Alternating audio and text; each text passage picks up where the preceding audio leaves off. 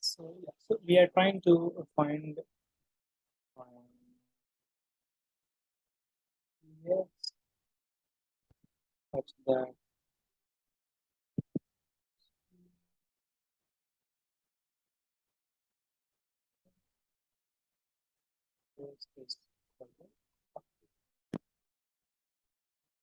so I tried with quadratic polynomial and I got the value of a as 2.5.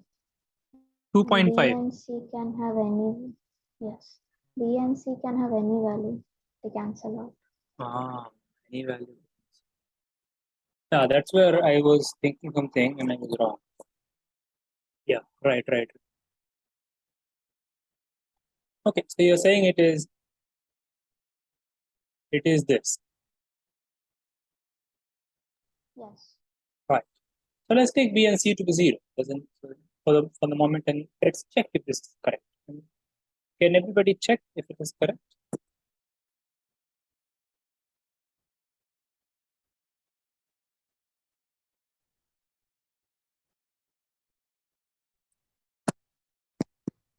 Even I got a equal to 5. Right. Yes.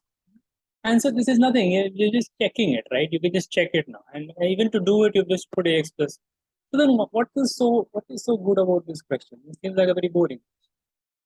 Maybe it is. In the sense, will any cubic polynomial work? So we are getting some solutions, but now the question is, will any cubic polynomial work?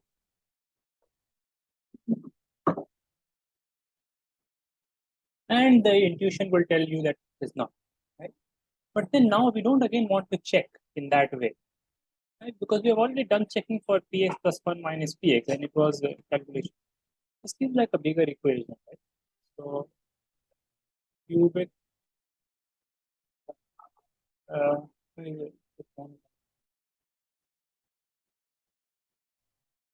a cubic polynomial work? And it will not work, right? Intuition.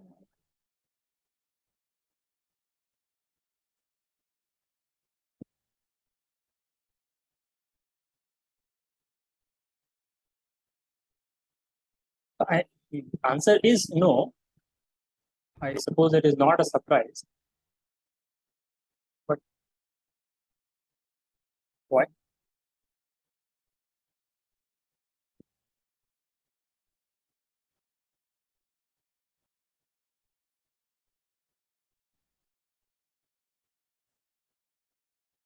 So the point is that you need to see this as a, as in terms of previous question. It is that previous question's operation has been applied twice. You see, you start with the polynomial px and you apply this operation that initially we had, and we got this. Okay, this polynomial. And this polynomial, let's give it a name just to make things clear. Let's call this qx. You apply the same process, same operation on qx, what do you get?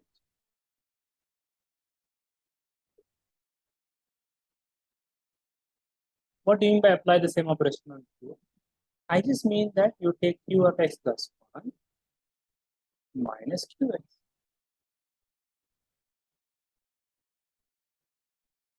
Differentiation twice.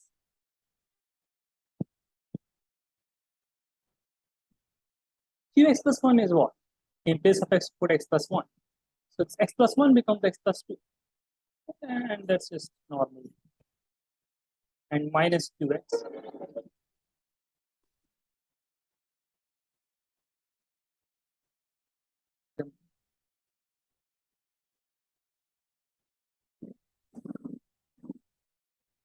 Right?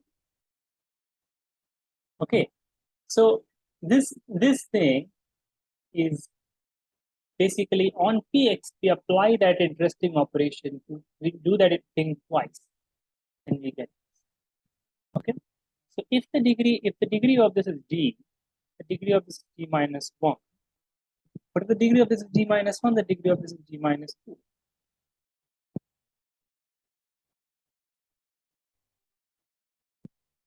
So it cannot be 2. Right? If the degree was 3, then the degree would be 2, but now the degree would be 1. It was 2. Cubic doesn't work. Because we proved that the degree decreases exactly by 1 when you do this thing. Is anything here not clear? It is this viewing this expression as a simple thing but applied twice. This is the trade-off. Either you see that something is complicated and say just a complicated thing applied once, or you try to see that it is a simple thing applied many times. You have to be able to see a complicated thing as a simple thing applied many number of times. It's a general feature. Think about it. All the recurrence theory kind of things are based on this idea. Algorithms are based on this idea. This philosophy maybe. Principle. Any questions?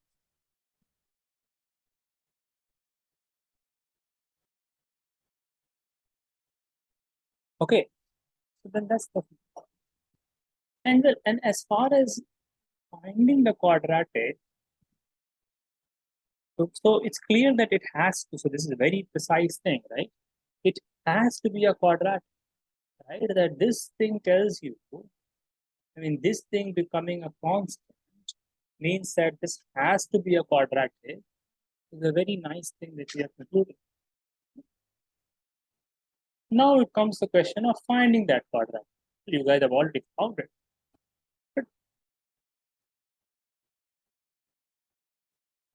And there is something which I was thinking which is not correct.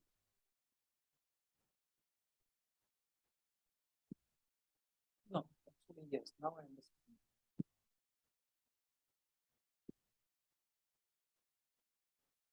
So let me say it is. So any quadratic, I mean, this implies that Px is quadratic.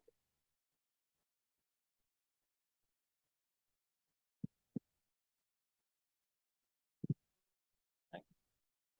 But then you also know that any quadratic Px, okay, implies that LHS is a constant. I mean, you start with any quadratic, you do this operation, you do this, you will get a constant. That's also true. For any quadratic, you will get a constant. Right? Because you have a quadratic, you apply this once. This is two-step, right? This thing is a two-step of that thing. Start with any quadratic, you apply it once, it becomes linear, apply it again, it becomes constant. So you get any quadratic, you'll get a constant. So that's why there is no need to start with a complicated quadratic. You can just start with a simple quadratic. You can just start with an square or ax. Okay? So start with ax square, and then you apply this operation, meaning you do and write it in one step, but you can write, since we are discussing this like this, you write it in two steps. Like this, and then again we apply the step again. Right. Or I mean it's the same thing.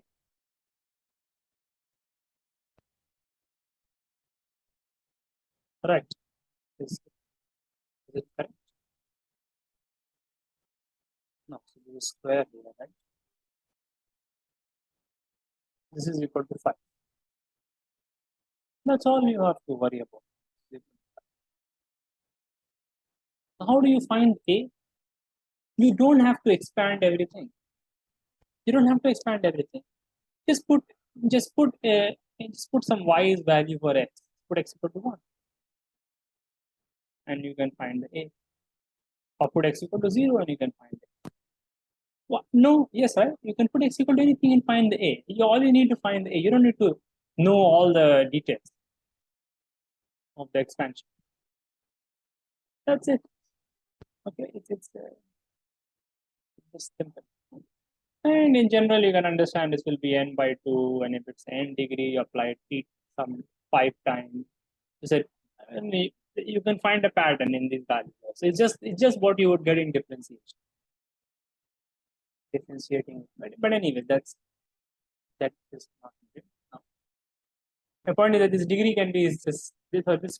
You know that this kind of thing will work, and this A is a very straightforward thing. You don't even have to do all this. And right, so polynomials have a so many patterns and so many rigid things. Okay, so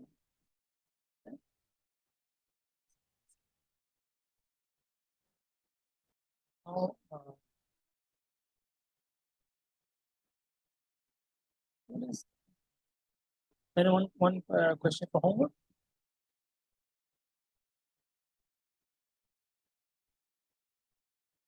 I mean, you know what I will ask for. You just apply this thing 3 times. But anyways, let's just keep it as a question and then we'll see how you do it.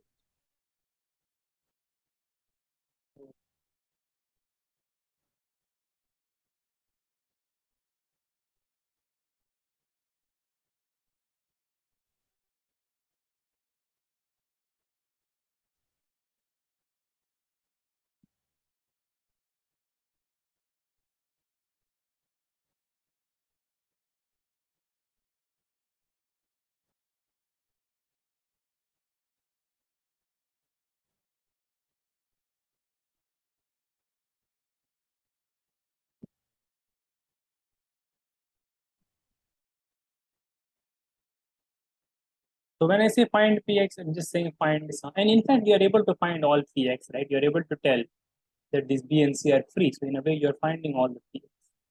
So that is a good thing.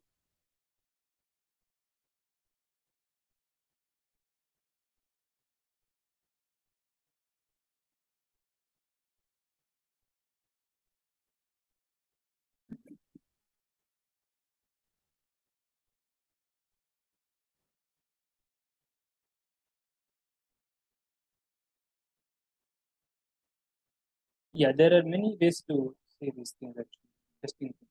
But anyway, let's so find px. I find some px, and basically you will end up finding all possible. Just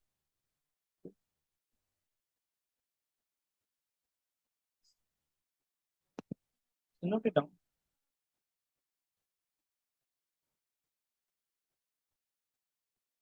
Now we will compare what we did today with what we did last. Last year also we had polynomials satisfying some equations, and we were getting that we had some equations and we were asking if there's a polynomial satisfying. We were getting no, no, no. We were getting no as the answer. We were getting yes as the answer. We have to think about that. Why do we get yes? And so what we have actually found the answers in this. But then we are going to ask a general question. So, for example, this equation. Well, you can see that this equation, or maybe even simpler first. I mean, this equation that I had earlier. You can simply, I mean, if you do again, you just put x equal to x plus 1. Just do the tricks, subtract and all that, right? You will get something like this. You know you will get that. But it's just that you'll get that it is 0.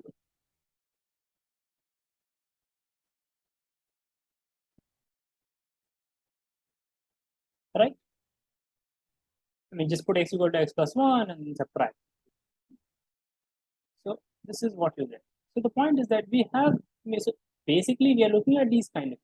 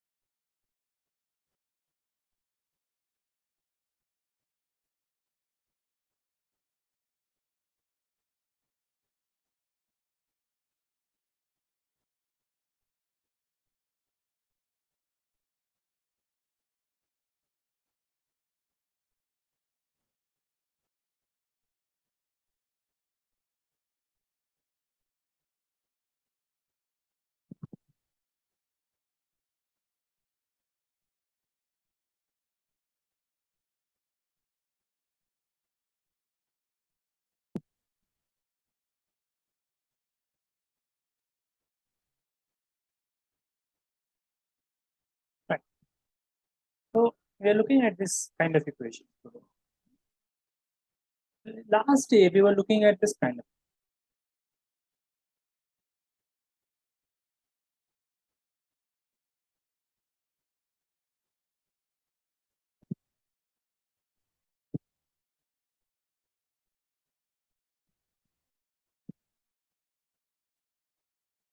Yeah. For this, we saw no polynomials.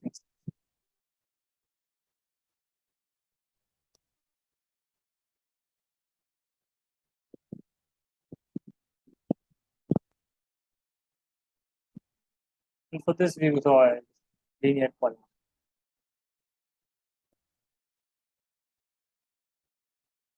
Do you remember? We saw no polynomials exist. Why? So basically, what is this? I mean, this for all x means that it's we also want it for all natural. And yeah, this for all x means that we also want it for all natural. Wanting it for all natural makes it Fibonacci.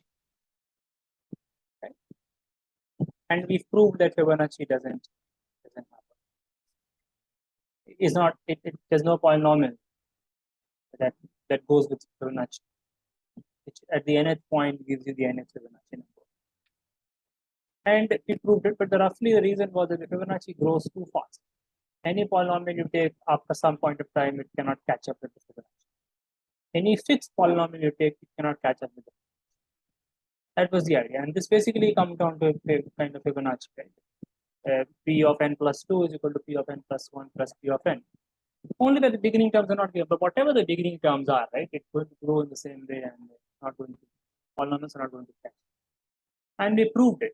Right? And you can also just prove it now, right? Just take the degrees, just assume the degrees and write this, take the difference.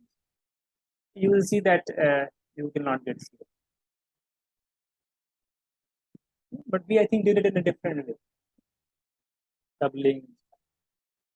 But either ways, I'm not going back there now. But this is what. But what is the deal? What is happening? What is it about these?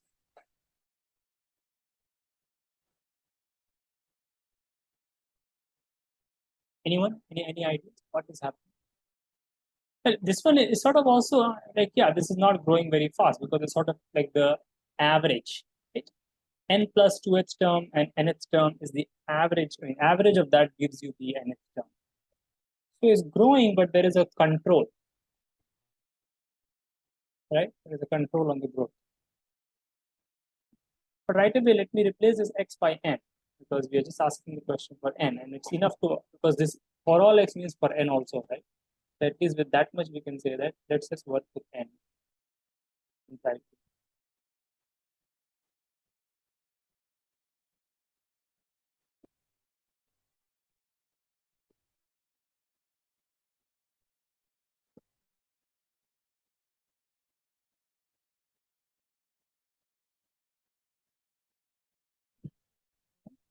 So point is that from this two, the question comes that if I have something like pn plus 2 minus a, some constant, and maybe I'll call it some constant. Let's call it p, pn plus 1. They're not minus. That minus could be taken in the b. So CP. For which b and c will this be a polynomial? For, right? So where you see when b equal to minus 2 and c equal to 1, there is a polynomial. But for other b, there is not a polynomial. Right? When is it satisfied by a polynomial?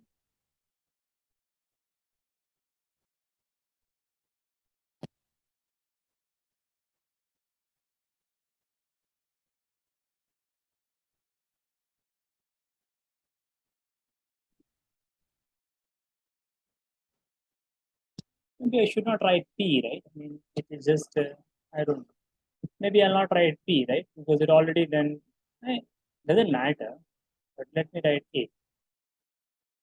It's just like a sequence, right? Just in its term. When does there exist such a? When is this satisfied by a polynomial? for which B and C? Maybe that's a strange. I mean, you would say, oh, I don't know. Right? So, but if you try input something, you will maybe get some. But let's try to understand. Suddenly, this plus becoming minus, right? Just takes the question. So let's ask the specific question. So, is there a polynomial that satisfies this? Let's try to answer this specific question. Find P, or show that there is no. Find P. So Px is a polynomial which at the nth and the n plus 1th and the n plus 2th, right? It's the n plus 2th term is the difference of the n plus 1th and the nth term.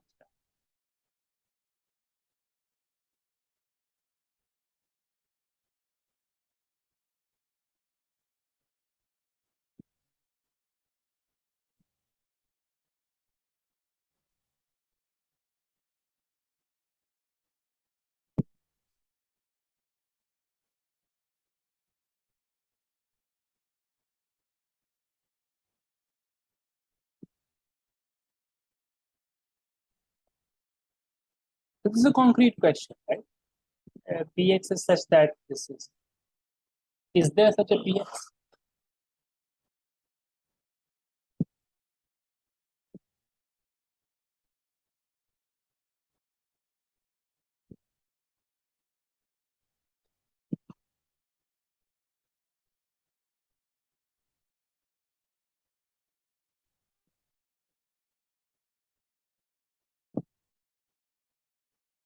You can take P of 0 and P of 1, just pick something and get started.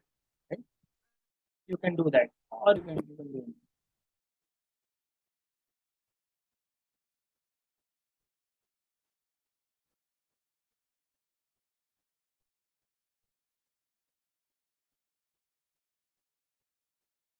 So let's do this together. So uh, let us take P of 0 and you'll see it will not matter. But for simplicity, I'm saying, let us say that these are both equal to 1.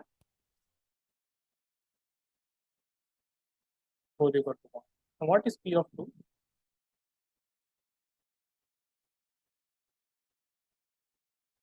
From this equation, 0. Right? You can put n equal to 0 here, and you get P of 2 is equal to P of 1 minus P of 0. That is the same.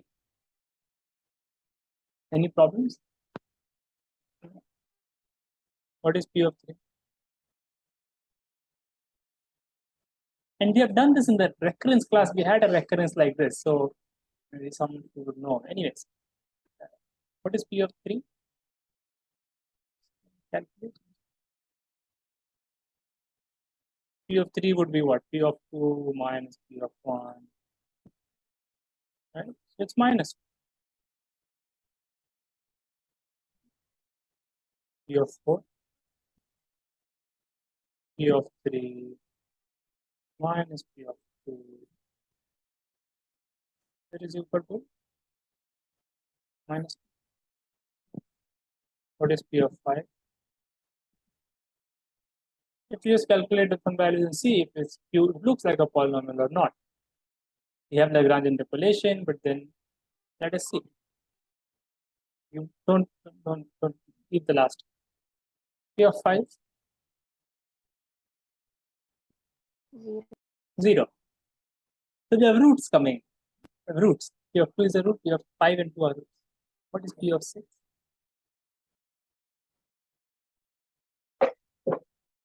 1. P of 7?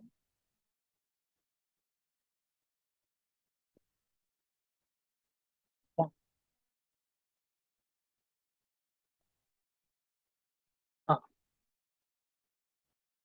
P of 8?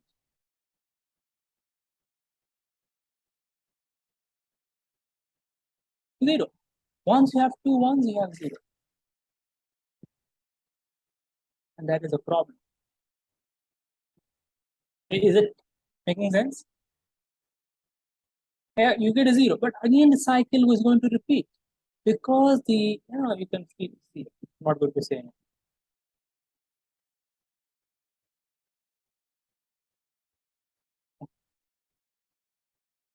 So you're going to keep getting this, 1, 1, 0, minus 1, minus 1, 0, 1, 1, 0, minus 1, minus 1, 0. Can that be a polynomial? No, polynomials are not like that, right? So impossible. And it will have infinitely many roots, right? Like P of 5, P of 8, P of 11, P of 14, all of them will be roots. So that's the problem. Yeah. Now you may see, oh, now suddenly we are doing it by a very, very different way. What is happening? We did that problem in a very different way. How would I think of this? I mean, at this stage, you just think of it like I have to just try different. Then you see, okay, this looks like I can compute some terms and see. You have to get your hands dirty and try. Obviously, there are some principles that tell me that this is not going to work, but that you'll see over time. It's not a, don't get overwhelmed maybe by the, this is again a different method. Maybe the interesting thing there's a different method. Okay. But in fact, these are not different. There is something underlying all of them through which I'm generating these examples and making all this. So, which we are kind of getting towards. Don't want to do it at once. And all these problems in the middle will be lost. So the answer is no. The answer is no. It is not possible.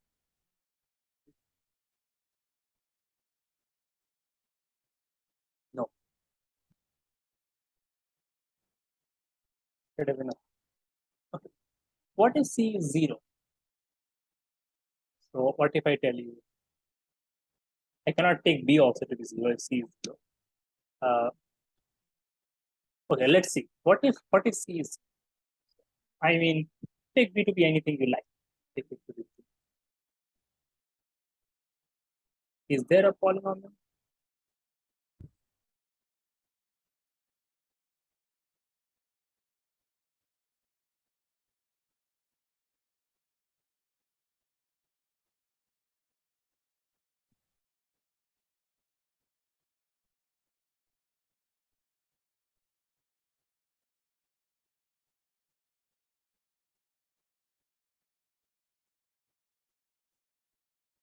This should be a straightforward no. It's a geometric progression. I mean, how can it happen that it is doubling at each step? That kind of stuff cannot be a polynomial unless if it's 0. If it is 0 at something, then it's a different. Otherwise, it's not a polynomial. It is doubling. Right. So you're saying if P of 0 is not 0, right? If it is 0, then everything all it's 0 at so many places, then it's a 0 polynomial. P of 0 is not, if it's not 0, then it's doubling. And that kind of thing cannot be a polynomial. That we have proved, right? Then it becomes 2 to the n or something. And that kind of thing is not a polynomial. Right? Because yeah. So no. So, and when D is 0, then also you can see it will not be a polynomial. I'm leaving that to you. Try that. When D is 0, what happens? Take D to be 0, take C to be 0. So no, no, no. All the time we are getting no. And suddenly we have a yes. So the principle underlying these things is the following. So what happens is, and maybe we will not prove this today, some of you who have done the recurrence class will know this, but others who are not in the recurrence class, they might say they already know induction.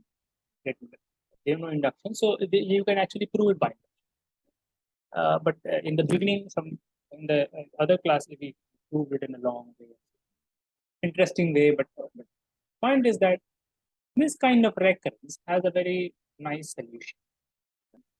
What is this? So if B and C is so this right, and they're doing it for natural numbers, right? Because on natural numbers we are getting all the information from there only. It's enough. Particularly, this assume we are doing it for natural. I mean, because it's satisfied for all x, it is satisfied for natural numbers also. Point is that from here, what is the solution? So it turns out that this an is looks like this. Now, don't be like it's not a strange thing. What happens is that the bn looks like this, where there is this some constant, and there's also some constant. For those who have seen in the recurrence class, you will see this is correct. But I'll come to this. Alpha and beta. And what is this alpha and beta? This alpha and beta are roots of x square plus bx plus.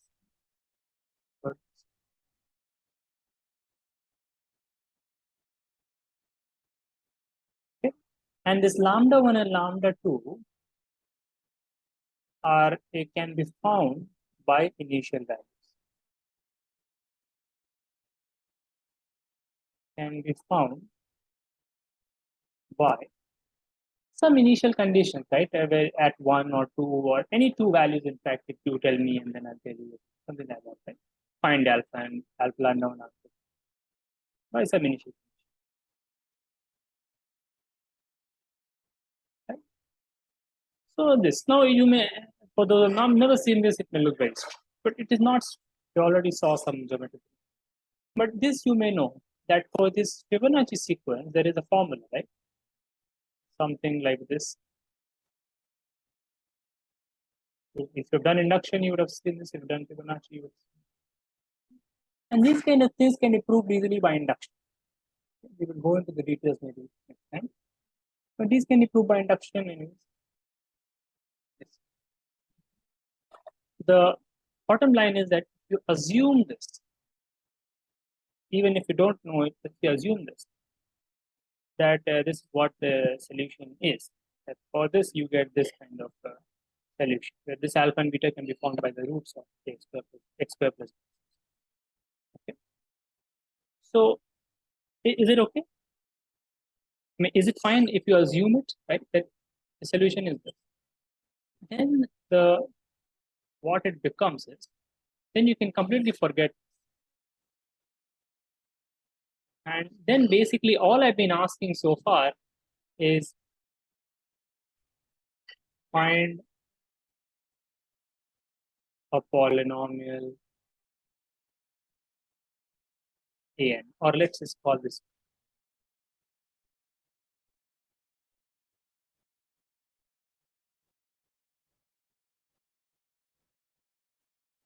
Because you see, satisfying that recurrence is same as satisfying this, because this is what the solution is. But when is this a polynomial? Well, it can never be a polynomial if this alpha 1 and alpha 2 are, let's say they are not 1 or minus something. Let's say that these are numbers which are like more than 1 or less than, then it cannot be a polynomial, right? So if this alpha is 2 times and something like this plus 3 times, this cannot be a polynomial. Right? My point is that for this to be a polynomial, this alpha and beta, there is no other way but for these two to be, maybe to be 1. Fine. Otherwise, how do you get a polynomial? This is not the full picture. I will talk about this more, and also this will lead us to things which is. So what we did in the recurrence class is precisely for equations which are not of this, because here you see you don't even get 2 roots, right? This implies x equal to 1. So this is like doesn't match with what I'm saying, right? We need 2 alpha and beta. So anyway, we'll come to that. So the point is that these recurrences, behind these there is a solution, and once you understand how the solutions look like, then using that you can say when these recurrences will be polynomials. When will there be polynomial, from satisfying these equations? And the bottom line of the picture what we will get in the end is a very easy thing, is that if you want this if you want this to be a polynomial, if you want a polynomial to satisfy this, right?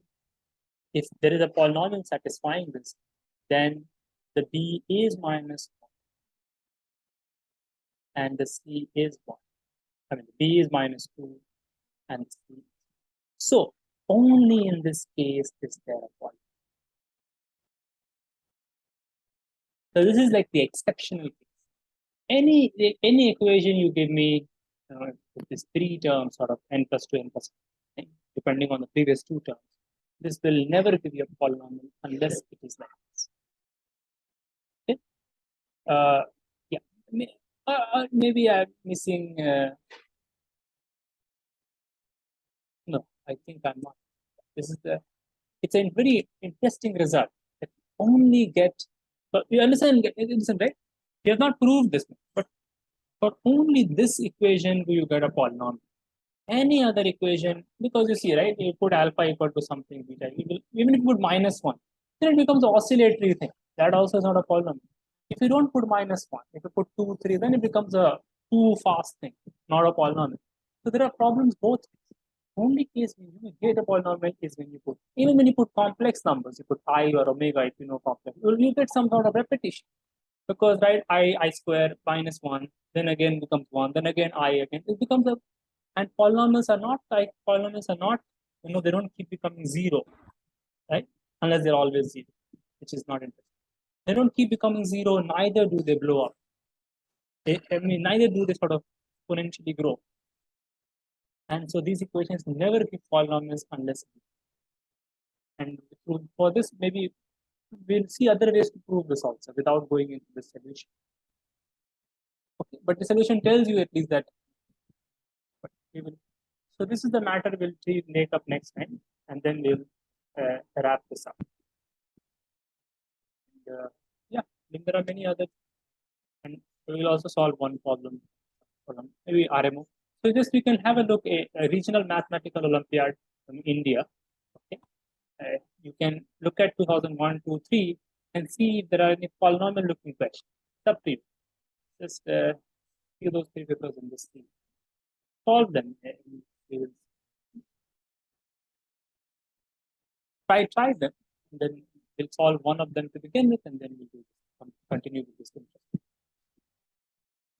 So if there are some questions which I've put along the way, try them and tell me next time. If you don't tell me, then I might also forget. I should not, but I mean, I suppose you guys are interested, and if you're doing so, you should tell me then. All right, so that's it. We'll stop today.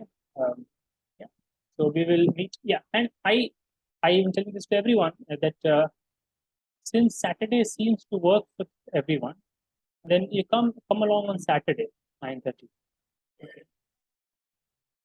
And then I will see if 3 classes are too much. I'll make, maybe we'll see, but maybe better than having 2 classes a day and have 1 class at least. And then we can think about Sunday.